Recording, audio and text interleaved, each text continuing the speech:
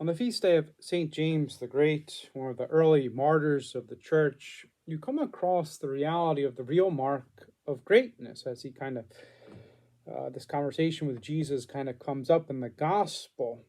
It's not being of high status or stature like worldlings kind of like to think about, and it's more simple and to the point.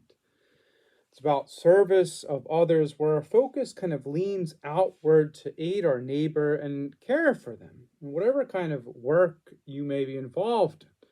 It's not seeking power or being served like a king, but more like Jesus on the cross.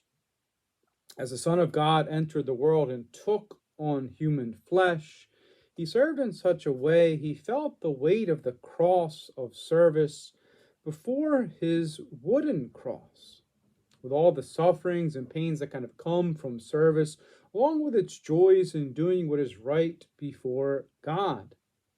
And in movement toward death, Christ not avoid it or run from it, though he did explain to let this cup pass from him. He nevertheless said these words, "Not my will, but yours be done."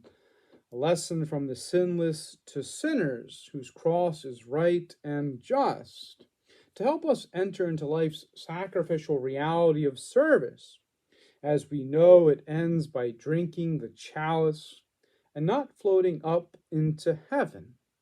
In this way, the soul kind of enters into a deeper union with Christ, a deeper love develops. Also, a deeper appreciation of the sacrifice of Christ becomes engraved in their hearts.